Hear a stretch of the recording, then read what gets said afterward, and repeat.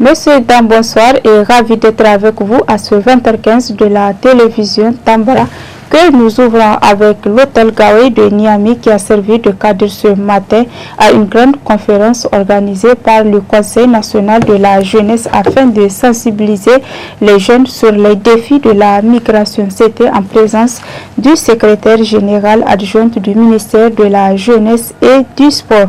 D'autres détails dans ce reportage signé Ramatou Oumarou et Abdelmoumouni Abdraman.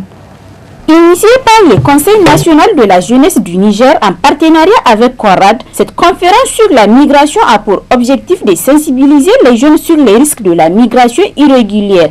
Le thème retenu pour cette conférence est la migration et ses défis au Sahel. Quelle perspective pour les jeunes? La question de la migration est un phénomène aujourd'hui que des réseaux criminels utilisent pour s'adonner à la traite des personnes, il faut le dire. Nous avons tous vu les images très choquantes les semaines dernières, que ce soit à Dakar au Sénégal, en passant par Abidjan en Côte d'Ivoire, ou même à Cotonou au Bénin, les conditions dans lesquelles des enfants et des femmes sont transportés dans ces pays sous prétexte de mendicité, alors même qu'il y a des réseaux criminels derrière ce phénomène.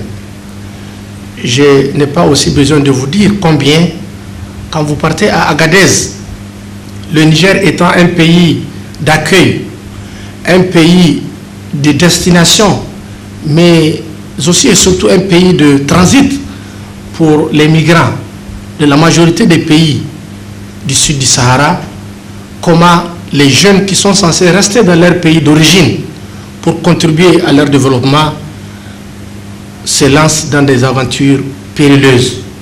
Selon le directeur du programme régional Sahel de la Fondation Corad, la seule cause qui pousse ces jeunes à quitter leur famille pour aller chercher leur avenir dans d'autres pays est la pauvreté. C'est la pauvreté qui pousse les nouvelles générations à quitter leur foyer et à chercher leurs avenirs dans d'autres pays.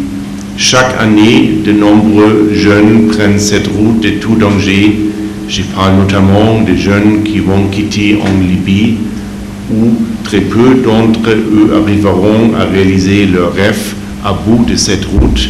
Il y a surtout des désillusions, une pauvreté plus grande encore et parfois la mort. Je viens de visiter la ville de Agadez, où je rencontre beaucoup de jeunes de plusieurs pays africains qui ont essayé de prendre cette route et ont presque échappé à la mort.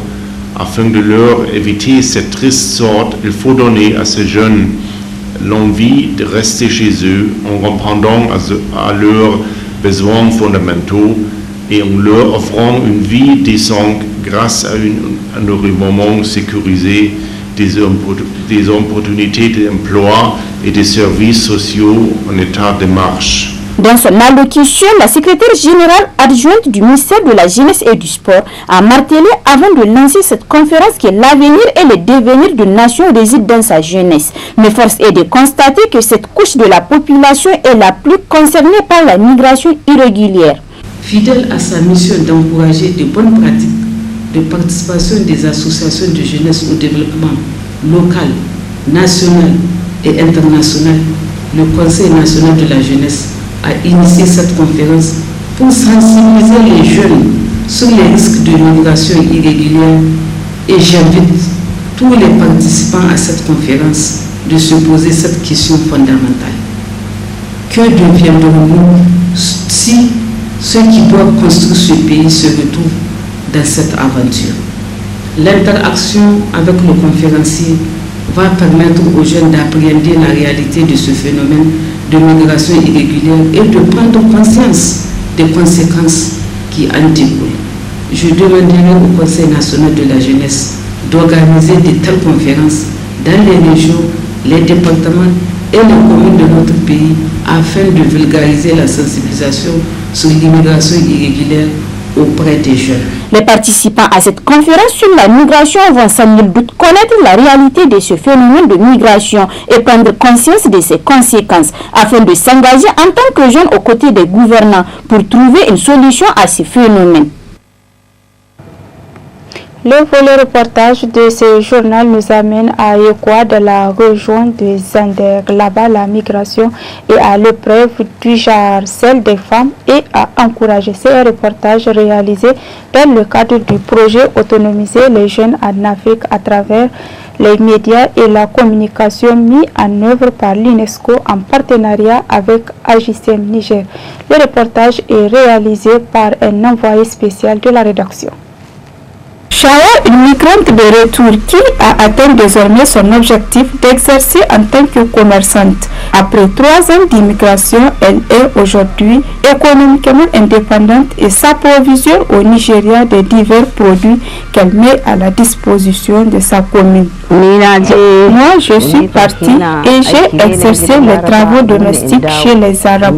Mon objectif est atteint car j'exerce du commerce et je paye la scolarité de mes enfants. Je suis revenue de mon propre gré pour exercer le commerce dans mon pays.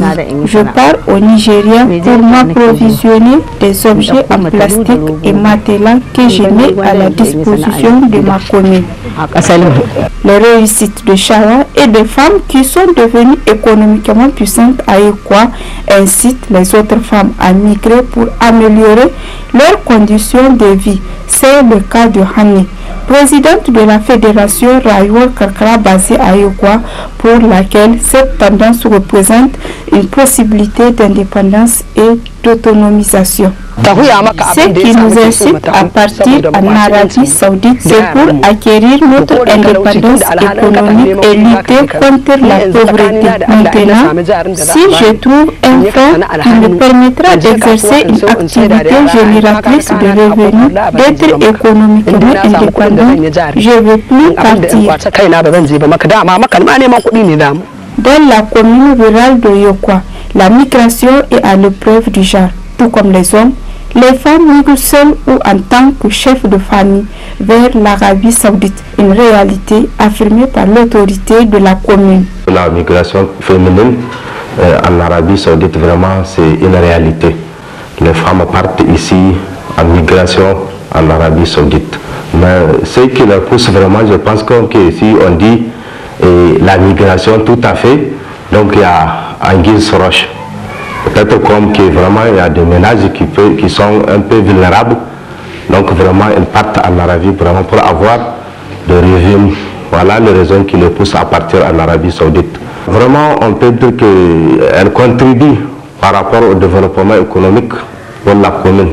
Vraiment les développements économiques sont nombreux. Il y a des femmes qui prennent leur ménage en charge.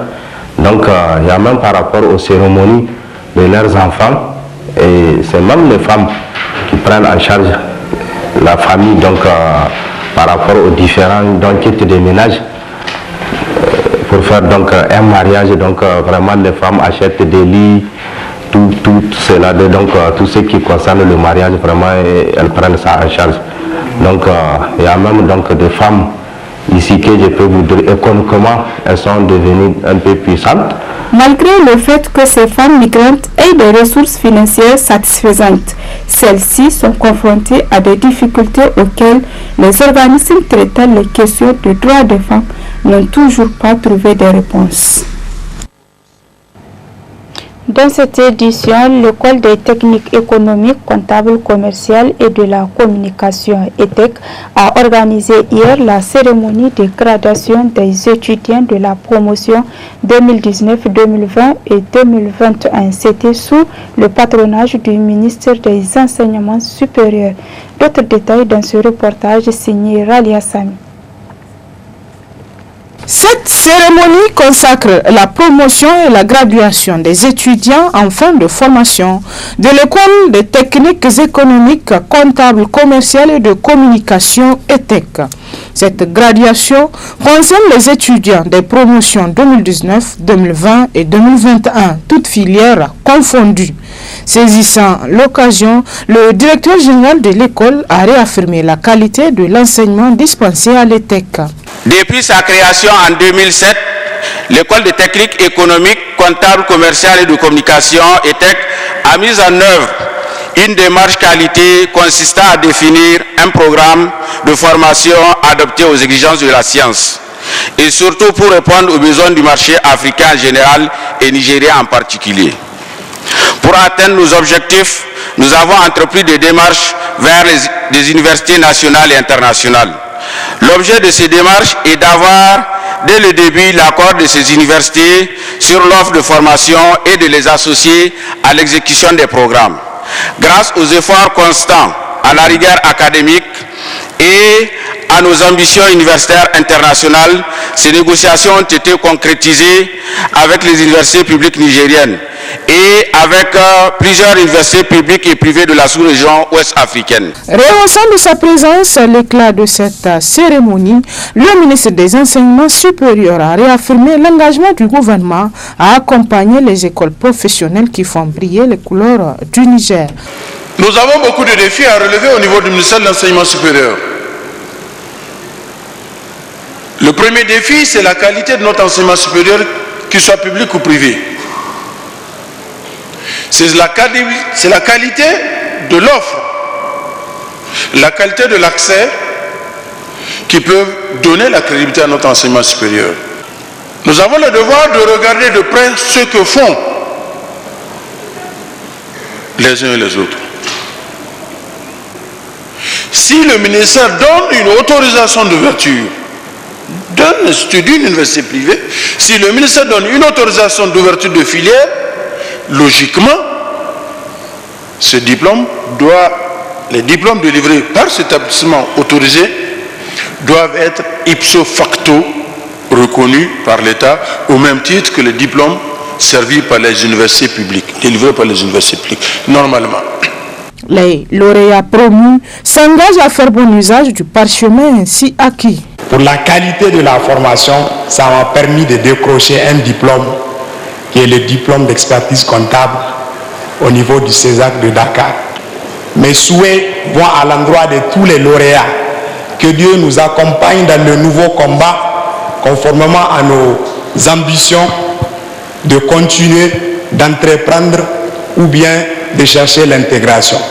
Ces lauréats ainsi promus peuvent désormais servir le marché du travail avec leurs compétences professionnelles avérées. Bon vent et bon usage. Dans cette édition, l'école coranique Nourul Bayan a organisé ce jour 31 mars 2022 au CSP La Rénovation à Calais Plateau un prêche en vue de sensibiliser les femmes et les enfants sur l'importance de savoir en général et celui de l'islam en particulier. Le reportage.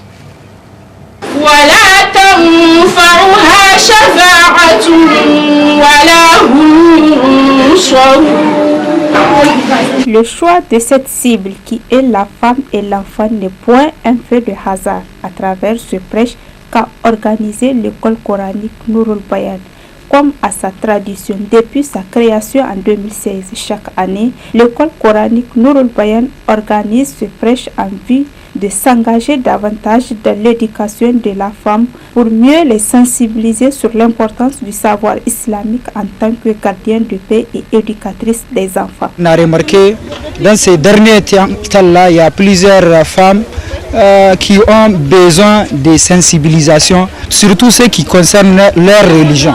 On a remarqué aussi que dans les derniers temps-là, il y a un problème de sécurité, plus précisément ici au Niger.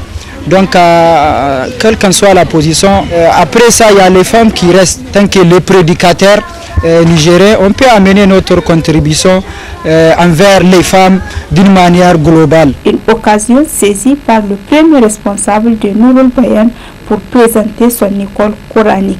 Nourul Bayan, c'est-à-dire la lumière du savoir. D'une manière globale, on peut dire que l'objectif, il y a ce qu'on appelle le Saint-Coran, c'est-à-dire le Coran, et deuxièmement, il y a comme les matières, parmi les matières, il y a ce qu'on appelle la jurisprudence, c'est-à-dire le fiqh. Ça, on enseigne ça dans nos programmes. Et il y a aussi les hadiths authentiques que le prophète lui-même il a exprimé. Donc c'est pour cela, en dehors de ça, il y a aussi les invocations qu'on appelle en la langue arabe al-adhkar al-masbouta fi sunan al-nabi sallallahu alayhi wa sallam. Les invocations avant de rentrer à la mosquée, avant de sortir, avant de manger, avant d'aller au marché, ensuite de suite, bien, etc., etc. Donc c'est un peu ça. La culture islamique étant les préoccupations de Nourul Bayan, Cheikh Issa Joubou, directeur de cette école, a lancé un vibrant appel à l'endroit des femmes à venir découvrir Nourul Bayan pour la recherche du savoir afin de mieux enseigner leurs enfants sur les bons comportements. Messieurs, dames, c'est ici que s'achève l'édition de ce soir. Merci pour votre aimable attention. Restez en compagnie de nos programmes. Au revoir.